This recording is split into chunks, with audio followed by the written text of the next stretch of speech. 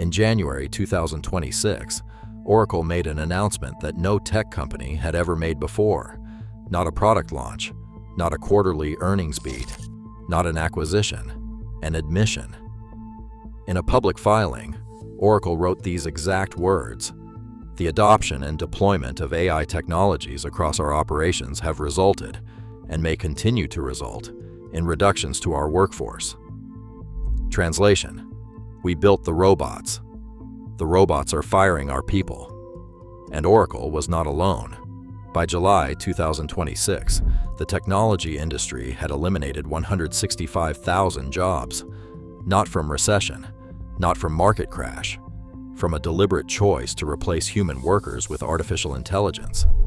The empires that promised to change the world were now dismantling their own. And the person who led the charge? He was appointed to advise the Federal Reserve on productivity and jobs. This is the story of how the AI revolution turned into the AI purge. The technology industry has always been cyclical. Booms followed busts, hiring sprees followed layoffs. In 2022 and 2023, tech companies cut over 400,000 jobs as pandemic-era growth evaporated. But 2026 was different. In January, Microsoft announced 4,800 layoffs. 2,100 of those were from Xbox alone, the gaming division that Microsoft had spent $80 billion to acquire through the Activision Blizzard deal. The same month, Dell cut 13,000 jobs. SAP eliminated 5,500 positions. Cisco laid off over 4,000 workers. Then came July. Oracle slashed 21,000 jobs, 13% of its entire global workforce. The company that built the database backbone of corporate America was now using AI to automate the very engineers who maintained that backbone. Samsung cut over 1,000 jobs in its semiconductor division. Google quietly eliminated roles across its cloud and hardware teams. Amazon continued its silent purge of corporate positions. 165,000 jobs gone. And unlike previous tech layoffs, these were not framed as cost-cutting during a downturn. These were strategic. These were permanent. These were the beginning of something much larger. The most chilling part was not the numbers, it was the language. Oracle did not say economic headwinds or restructuring. It said AI technologies. It said the quiet part out loud. Microsoft's Xbox division was particularly brutal. The company had acquired Activision Blizzard for $69 billion in 2023, promising to build the most powerful gaming empire on Earth. 3 years later, it was firing the very creators who made that empire valuable. Studios were shuttered. Projects were canceled. 2,100 game developers, artists, writers, programmers, testers were told their skills were no longer necessary. The irony was staggering. Microsoft had built AI tools to help developers create games faster. Now, those same tools were being used to justify eliminating the developers entirely. But the story took an even darker turn. In the same month that Microsoft announced these layoffs, the company appointed Phil Spencer, the head of Xbox who had overseen the cuts, to a Federal Reserve task force. The task force's purpose? To advise on productivity and jobs in the American economy. The man who had just fired 2,100 people was now advising the most powerful financial institution in the world on how to protect American workers. The empire was not just eating its own, it was being asked to write the menu. The technology industry has spent the last decade building artificial intelligence with a specific narrative. AI would augment human workers, not replace them. It would handle repetitive tasks, freeing humans for creative and strategic work. It would create more jobs than it destroyed. That narrative collapsed in 2026.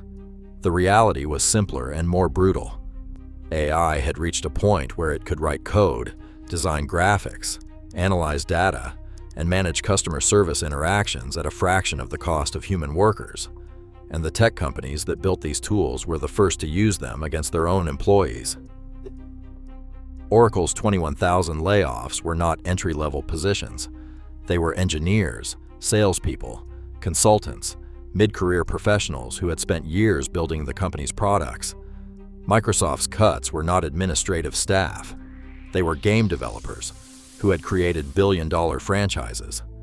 Samsung's reductions were not factory workers. They were semiconductor researchers and chip designers. The AI purge was targeting the very people who had built the technology. The creators were being consumed by their own creation, and the market loved it. Oracle's stock surged after announcing the layoffs. Microsoft's valuation climbed. The message from Wall Street was clear: fewer humans, higher margins, bigger returns. The empires that had once competed for talent were now competing to see who could eliminate the most workers fastest. The technology industry has always sold a dream. The dream was that innovation would lift all boats, that the internet, the smartphone, the cloud, artificial intelligence, each would create more opportunity than they destroyed. But 2026 exposed the LIE. The tech giants had built AI not to augment humanity, but to replace the most expensive component of their operations: human labor. And they were not shy about it. Oracle's public filing was not a leak or a mistake. It was a signal to investors, to competitors, to the entire industry. This is the new playbook. Microsoft's appointment of Phil Spencer to the Federal Reserve Task Force was not irony. It was strategy. The tech empire was ensuring that the institutions meant to protect workers would be advised by the very people eliminating them. 165,000 jobs in 7 months. And this was just the beginning. Goldman Sachs had already published research estimating that AI could automate 300 million full-time jobs globally. The World Economic Forum predicted that by 2030, artificial intelligence would displace 85 million workers while creating only 97 million new roles, a net gain on paper, but a devastating transition for the millions caught in between. The tech empires were not waiting for 2030. They were acting now. And the workers, the artists, the writers, the programmers, the engineers who had built these companies, they were learning that in the empire of artificial intelligence, there is no loyalty to the creators. There is only the algorithm, the margin, and the next quarterly earnings call. Today, the technology industry is at war with itself. The companies that promised to change the world are now focused on shrinking it. The executives who sold the dream of human-AI collaboration are now overseeing the largest workforce reduction in the industry's history. And the artificial intelligence they built? It is doing exactly what it was designed to do: optimize, automate, eliminate. The question is no longer whether AI will replace human workers. The question is whether any empire built on that replacement can survive the backlash. Because 165,000 people are not just a statistic. They are the first casualties of a revolution that is only beginning. Subscribe to Empire Uncovered for more stories of the rise, dominance, and collapse of corporate empires. Because the empires that build the machines to replace their own people may find that the machines have no loyalty to the empire either.